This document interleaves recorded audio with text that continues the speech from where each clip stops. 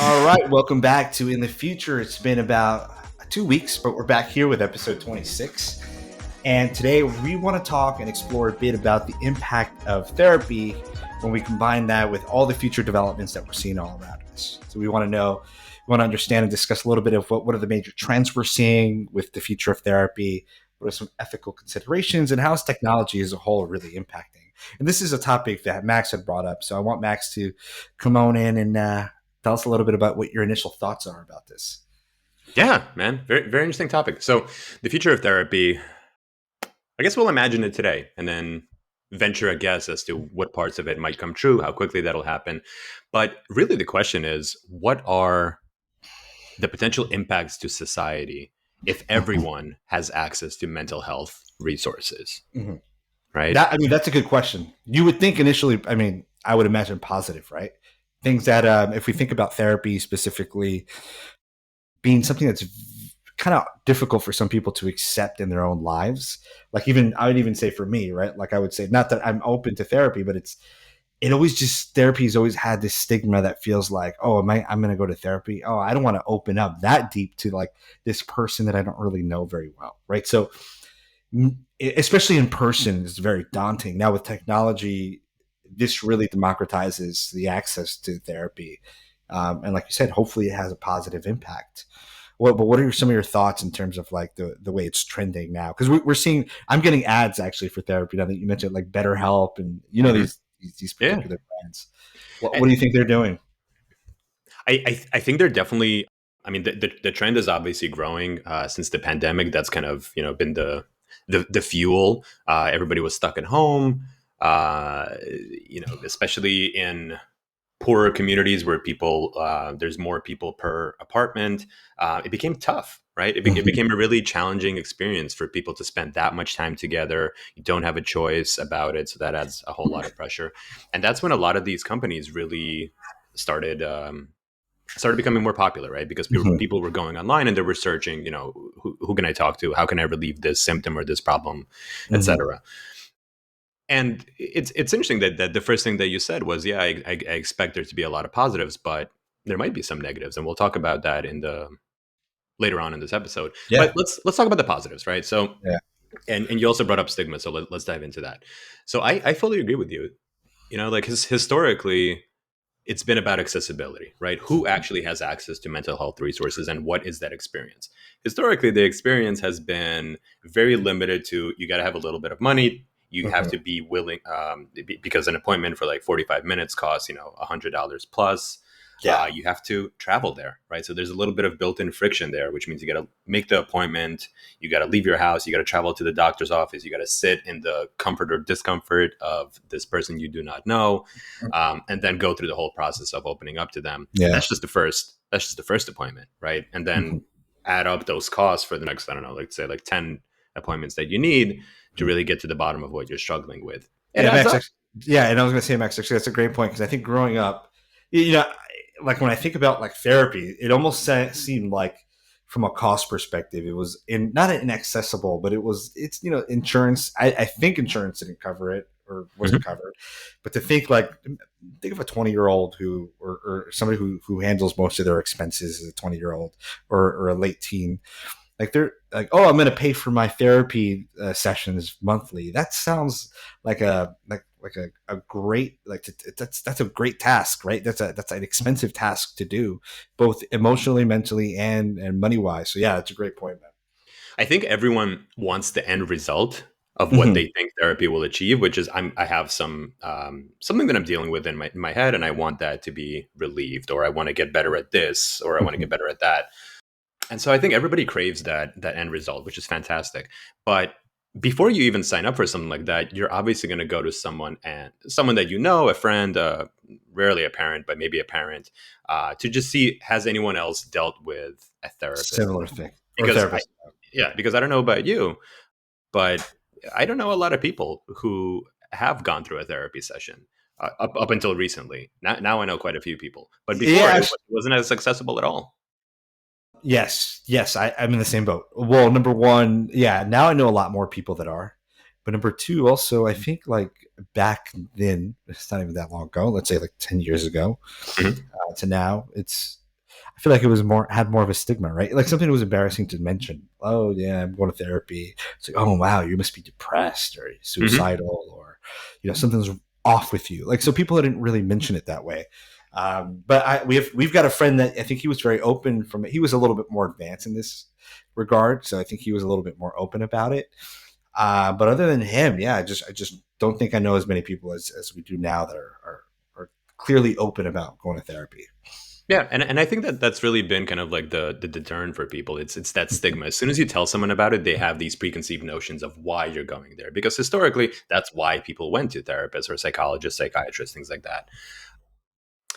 But if we can all kind of agree that talking to someone about your mental health, about whatever issues you're going through, just getting a objective person to listen to you, not judge you, not be biased, and give you advice or just kind of let you talk yourself to the solution, right? I Mm-hmm. think we can all agree that there's huge benefits there. What I loved seeing over the last 3, 4, even 5 years is just this growth of how technology allows it to happen, right? Mm-hmm. Which and that's been fascinating. Telehealth kind of disrupted the entire model where you no longer had to make an appointment and travel to the office and sit there. Now you Mm-hmm. can just go on your computer, go into a website, make that appointment, and through video in the comfort of your own home. Even if you don't want, let's say you live with your parents, or your wife, your girlfriend, you don't want them to hear the conversation, you can even go in your car and on your phone Mm-hmm. have the same Yeah. telehealth conversation in the privacy of wherever you are. And I think Mm-hmm. that's really important to people, and that's something that's special, right? Because you could really open up and create that atmosphere where you just spill, right? Yeah. And that's kind of the ultimate goal. What are your thoughts so far? Yeah, no. So I think you're right in terms of like a trend. I think so. Number one, yeah, telehealth completely disrupted therapy, and it was a perfect storm in the sense that it happened right when the pandemic had occurred. Well, it occurred a little bit before, but I'm sure the pandemic really accelerated that trend. And you'd mentioned before, the other thought was like the bridging the gap of underserved areas. Like now, there's like no excuse, right? And I would even say, underserved areas like that. It was even more of a stigma in those places, right? Where Hmm. it's like, oh, that's nuts. You're doing therapy. So like this kind of gives a level of privacy if you do want to engage in therapy. It lets you test it out, and then the cost effectiveness for not only for underserved areas, but honestly for everybody, with everything being so expensive nowadays, with the inflation or whatever the pricing of just the quality of life being just very expensive, the cost of living being high, being a cost effective is super important, and hopefully that stress and it's not all the stress that we have right now, the mental health crisis that we're having now, this can help really support that in a positive way.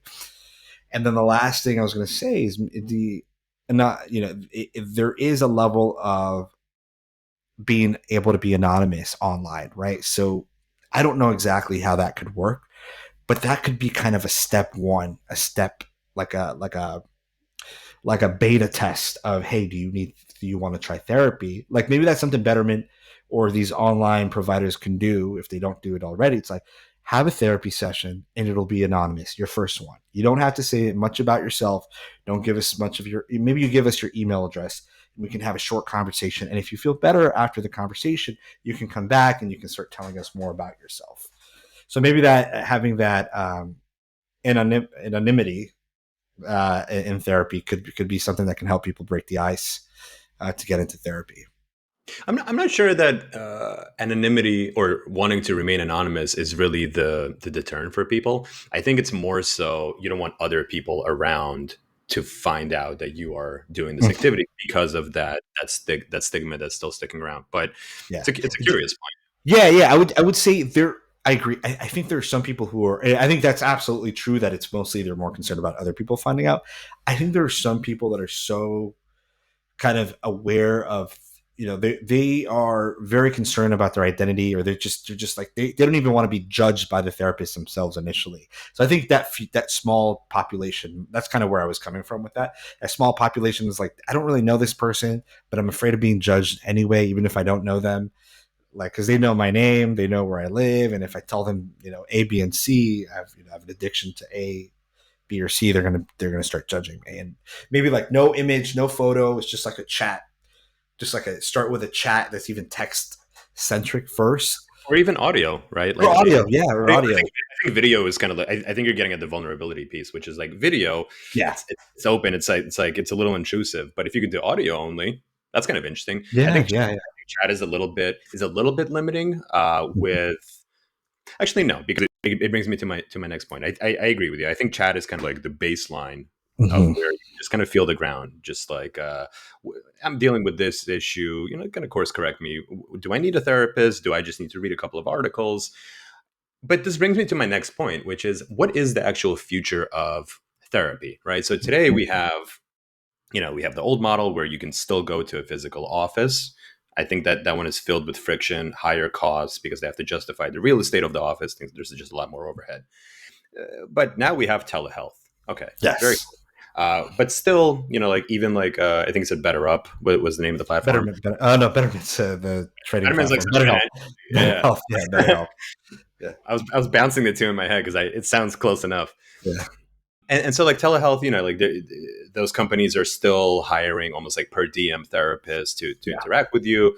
Interesting. A couple of more companies are starting to accept insurance, which is really cool, Mm-hmm. because insurers are also seeing that if people have better mental health, there's a reduction in health issues that happen as a result, which means that insurers don't have to pay out as much if something does happen. And, and it's cool that society is realizing that first of all, health is holistic. It's not just physical; it's emotional, it's mental. It's the entire body of the human. Mm-hmm. Um, it wasn't really considered that before. It was just like physical. Oh, are you sneezing? Go see a doctor for this. But it's interesting, and so I think that this current model of telehealth is also a little bit limiting, right? It's still higher costs, and it still doesn't get us to the point where we started off this conversation, which is what are the impacts to society if everyone has health, Every has access. single person, you're saying Yeah, every or single. let's say the mass majority, right? Yeah, Like yeah, I think I want to talk about homeless people and like really people who don't have access to these things yeah. in a bit, but really let's just say people who participate in society. What access do they have? How frequently and how much does it cost, right? Mm-hmm. And so I think that between the in-office visit and now you have telehealth, I think there has to be another column, which is chatbot, right? Where Yeah. it's almost what you're talking about, where it's really that consultation piece, Mm-hmm. where we're just trying to figure out is therapy right for you, like really trying to get you down the funnel into it. That first kind of peeling that first layer of the onion. Yeah. Very, very well described, and I think that cannot be expensive for Mm-hmm. the therapist or the therapy company, but because it has to reach such a wide group of people. B, it's kind of like repetitive conversations, which if it's repetitive, it can be, and I would argue should be done by a bot. Mm-hmm. But I know that people generally push back on this point, which is, well, if you were talking to a machine, what happens? Like what are the dangers of that? I Mm-hmm. agree. I think that chatbot conversations should be limited to like putting it in quotes like safe consultations and conversations. I also Mm-hmm. think that on top of that, you can layer a human element where if there are some red flags in the conversation, a human therapist can step in I and like kind of that.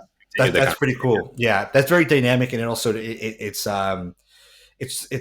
yeah, it's dynamic to this certain situation because some a chatbot, if we see some bad red flags, chatbot's not going to know how to handle that, and that person may need a human touch to really bring them away from that red flag. So I love Yeah, that.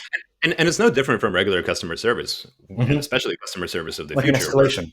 yeah, exactly. Like, oh, you're tired. We're not resolving your problem via chat. We're going to connect you to a human being, and they understand the full conversation. You don't have to repeat yourself from the beginning. Perfect, wonderful handoff. It didn't cost me as much, and it gets us closer to that goal of mass accessibility toward this like highly needed resource, which is Mm-hmm. amazing.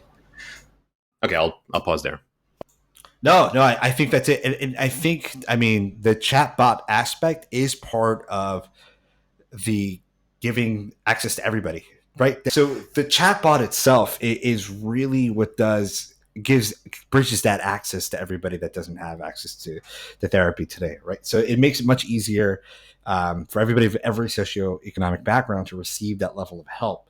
So I love the idea of the chatbot breaking the ice, and I agree with you. I think it's the only way you can scale it up without having to hire therapists for every single person, because not everybody can be a therapy for everybody. We've got I forget the population of America. I think it's maybe like 50 million or something. You can't have 50 million therapists for 50 million people. So the chat bots really help kind of scale that up, even if you want to dabble in a little bit of a mental health aspect. And because of that access, I think one of the impacts that haven't mentioned yet, but you were alluding to, was preventative care, right? When you said the red flags, chatbots can really provide an early intervention by getting a human involved for those who really are having big issues. And, to be honest, AI might even get to a level maybe like 50 years from now, I don't know how long, like 30 years from now, where it can maybe try to resolve some of those higher level problems, where those red flags, because it gets so smart and so human like that it knows exactly how to, give some empathy or relate to somebody. That would be incredible, scary in some ways, but incredible. And what it can do to people who are feeling very lonely and feeling those moments when they don't have any family. Like you and I, we have families, we have friends, we have extensive networks that if we were to crash and spiral, we can talk to. But there are many people that I've seen and even interacted with where I'm like, wow, you really don't have anybody. Like if you lost this one other person in your life, that's it. You're broken. And like, Okay, so it's interesting. It's interesting that you mentioned loneliness, because and also preventative care, because those mhm, are two very very important pieces of this puzzle. Staying on the topic of chatbots for a second, instead of and I couldn't agree with you more. That there's such a wide population of people. If our goal is to get as many of them access to this as possible, there's no way you can scale one to one individual. You can't even do it if you're doing group sessions, right? There's just not right. a therapist to cover that. And so, to your 2 points, I think that what chatbots also allow people to do is daily check-ins, which you can just communicate with a chatbot, like, "Hey, how's your morning? How are you feeling today? Did you or check in on like the routine you're supposed to be building up? Like, did you go to sleep at the same time Mhm. yesterday as you did the other day? Are you working on these exercises that you were recommended, right?" And so those, and also let's not forget about all of the other technology, like wearable technology, that can get integrated into this process as well. Since Oh, we're talking interesting. about technology, Together, combining it yeah, with the exactly, chatbot. yeah, yeah, That's a good like point. or not even just chatbot, but like the therapy platform in general. Like, Right. what are the biological recordings that you can like let's just focus on sleep. Your Apple Watch can tell you very quickly whether you slept well, how long you slept for, and now you can correlate that to what you're expressing in your daily check-ins. And then Mm. the human therapist, can also. It's more It's a lot of pieces to the tracking, but puzzle. yeah, Yeah, yeah, yeah. I know what you're it saying. is. Yeah. Heart rate, and can it measure anxiety, perhaps from Exercise, increased how blood much did rate? you do that week, right? Like, hey Spencer, we see that you end up in the same feeling of despair every 2 weeks, because for You don't work out. leading up to it, the last 4 days you just don't work out, right? Because something Hmm. happens, you start overeating, things like that. And you can kind of see these patterns, which is really interesting. Hmm. But I do think that daily check-ins are such a big part of it, not only for prevention of something kind of snowballing into something more troubling, but again, it allows access at a very low cost, which is what Hmm. it will always, always, always come back to. Do you Okay, go ahead. do Go ahead. you think anybody's working? Like, do you know anybody who's working on this vision? I Like, don't I know wonder. personally, but they 100% are, because it's the only future that everybody can agree on. Yeah, yeah, yeah. I wonder. I want to do some research, and I'm wondering if anybody's doing this yet. Because if not, then it would be something that people should really consider, and then it should be an idea that we should put out there for sure for people. Like an idea time episode can even come out of this, right? If it's not already happening. But you're right. Oh, yeah, I found one here. eTherapy Pro online therapy chat. It looks like, yeah. Yeah, I think the concept is not. I don't want to say it's not novel, because it is, but it's matching the times of where we are today. So it kind of seems obvious, right? But it's all about Yeah. the execution, and it doesn't mean Yes. that one company will take all. Especially Hmm. not at the beginning. I think, as usual, with any new technology, a lot of companies are going to try different ways, different marketing. Who can they attract? Different demographics, even.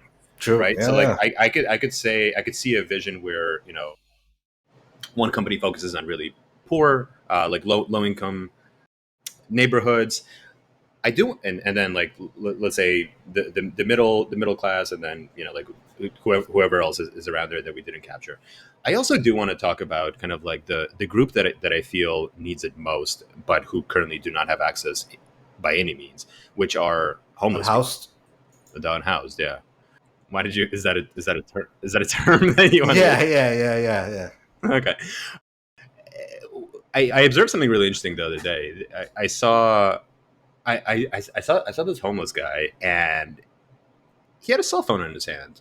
It wasn't the first time I saw it, I've seen that but before as well. it kind of clicked for me that, and I mean, if you think about it, like pretty much everyone in America has a cell phone, right? It's kind Yeah, of hard. It's kind of hard to navigate with the world yeah, yeah, without yeah. it. And you could get a, you know, you get a prepaid plan, you can get something really affordable. I think I think in some part it should be society's job to Mhm. give you a cell phone so that you can stay in communication. If you need 911 or something, what are you going to use, right? There's Yeah. street things available, but you know where I'm going with Well, this. and I just want to throw out something there. It says a study from California found that about 62%, this is San Francisco specifically, because they didn't do the study globally. 62% of homeless adults in San Francisco had cell phones as of 2019. 2019. So you can only imagine that number has gone up. And in other cities, it's probably, the range is probably somewhere between there, right? Like it's probably like 50 to 40 to like maybe 70 in other cities, right? Yeah, I would So actually expect it to be more, but let's say even 50%, right? yeah, I, it's still I high. yeah, part Yeah. of like check. Yeah, roll with me on this vision. Tell me what you think. I Okay. think that it should be like San Francisco, New York, where the homeless population is really like visibly growing. Mhm. You can I can make an argument that it should be the city's responsibility to not only give people these cell phones, but actually equip them with a chatbot style app on the phone that they can access and that the city Mhm. will pay for. Why? Because if well, I mean, it's kind of obvious, right? If homeless Mhm. people are struggling with fewer mental health issues, then there's potentially a reduction of consequences of that, right? Mhm. Like, do they I don't want to say act out, but like what are they as dangerous, right? Can they are they more likely to rejoin the workforce if they deal Yeah. with some of the things, right? Especially like veterans, right, which have this skill set, they have served the country, they have the skill set, but the VA is just not enough to support them, and so they end up going into the shadows and living on the streets. Can we Yes. get them back out of that hole? Absolutely. I think we can. Not all of them, but certainly some of them, especially the folks that are on the fence. Can daily Yes. check-ins and chatbots be the answer to that? You tell me. But I mean, very potentially. I think it fixes. Obviously, it's not going to solve the entire thing, but I think it solves for a slice of it, like a good slice of it. Right? It helps. I mean, it won't hurt it. I think from an in-house perspective, like people who probably are the most alone in many ways, right? Because why are they in that situation? Either exiled from family, right? Family has rejected them, or don't have any at all, and that's why they're in those positions. And to have somebody to speak to, I mean, you see people speaking to themselves all the time, or even trying to engage with random strangers, and strangers are like, "No, get away," fair, right, reasonably. And I think giving them the access to go ahead and have that level of interaction, somebody to speak to, something to speak to, because it's really might be a bot initially. I think that would be it would be in the great it would be great interest for those cities to go ahead and invest in that, right? For the greater for to the reduction of those consequences that come from not treating those individuals. Yeah, So, yeah. Another almost parallel population. I would make the argument that the 10,000 Americans who are turning 65 every single day, like those mhm. older people, are going to continue to grow in loneliness, right? If you're Yep. stuck at home, especially as you get into your late 60s, 70s, 80s, your family's not visiting you as much, your kids are all grown up, your friends are maybe not around as anymore, you're not as active, you're stuck at home, you get more and more lonely. Again, going back to the point of daily check-ins, I think after a while it won't matter whether you feel like you're talking to a human or it's clear that you're talking to a bot. I think that line is going to get blurred. But for Mhm. both homeless people, And for older people, loneliness is a real thing, right? If you look at Right. our prison system, people literally lose their mind when they are in isolation, right? When you are actually taken out of the general population and you're isolated, you go nuts.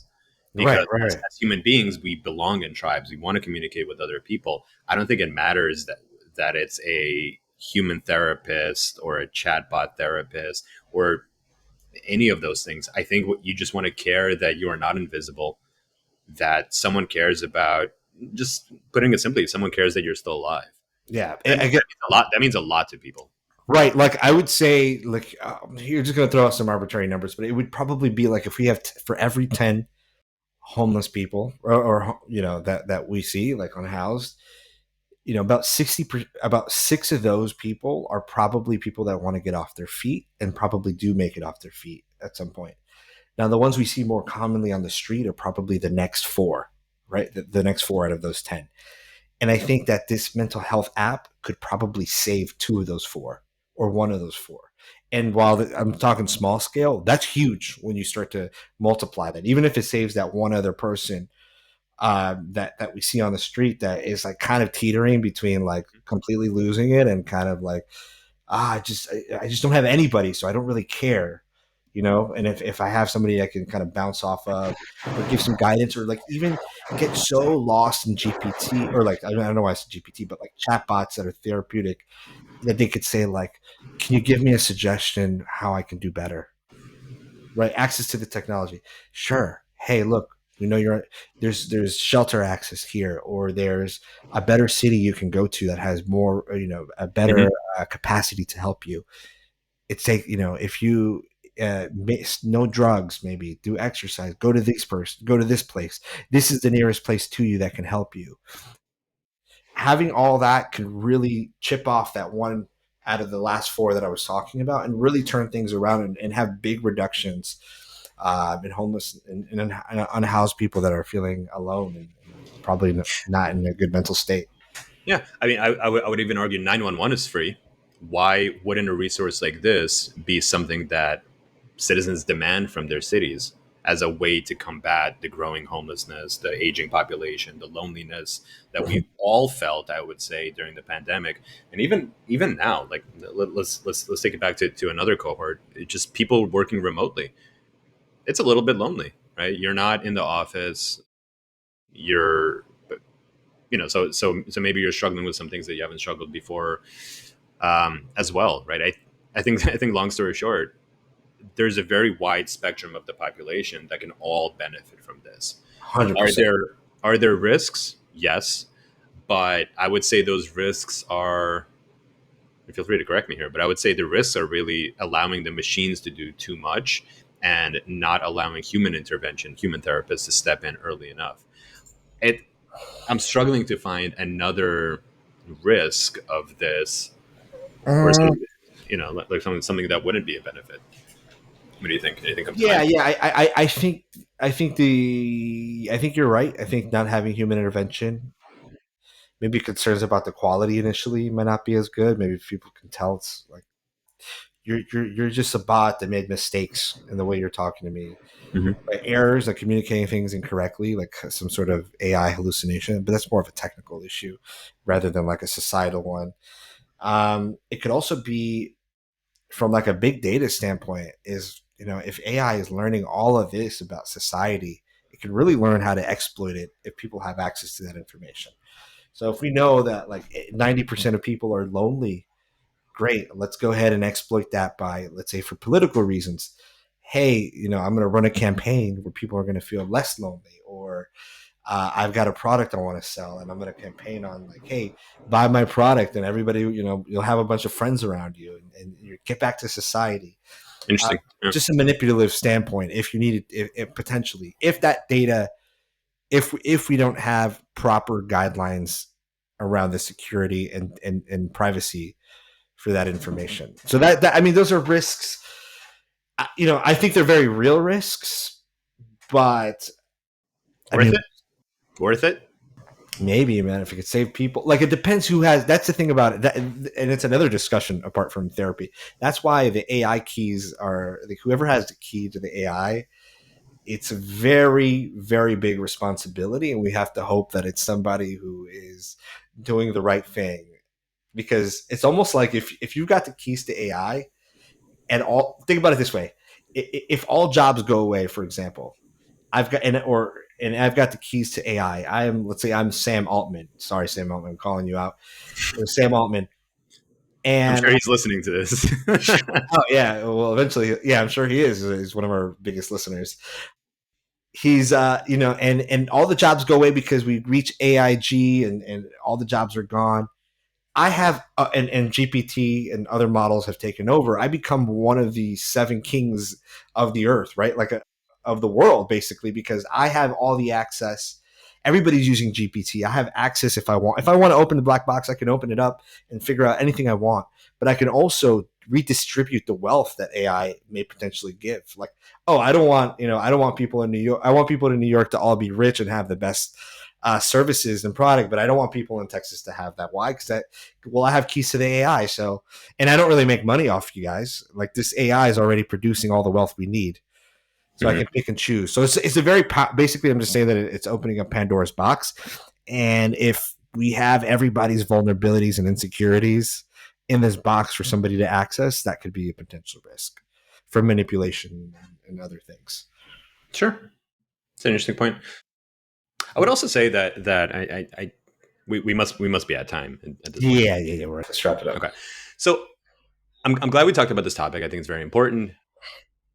We talked a lot about the future of therapy, right? It's how it evolved from let's call it yesteryear, where it was just all in person, and now we have the telehealth option. I think in the future, very near future, we're going to have chatbots.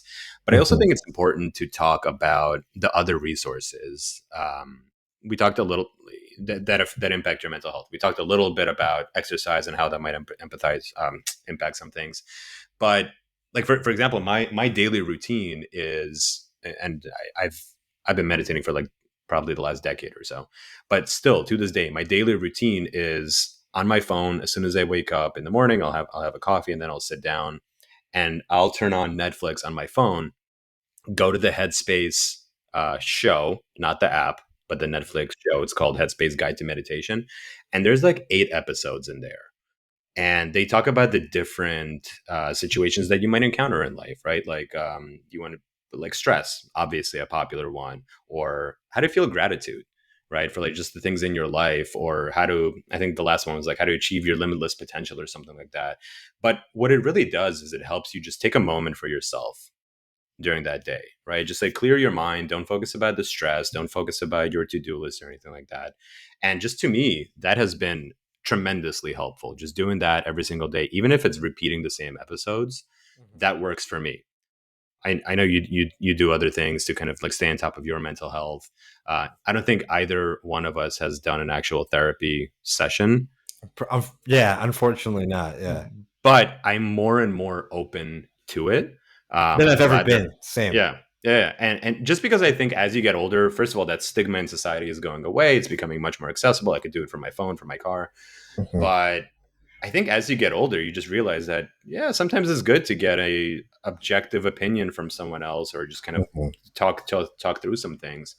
Yeah. So I think people need to find kind of their own instrument, their own, like figure out what's in their mental health tool belt. Like for me, it's that Headspace Guide to Meditation. It's reading, right? It's exercising. That's a big thing for me. It's eating well, but not overeating, because then it just leads to more consequences. But I think it's a very important topic. I think luckily celebrities are kind of more in the spotlight about it, and they're just being more open about how it impacts them, even at the peak level where they operate.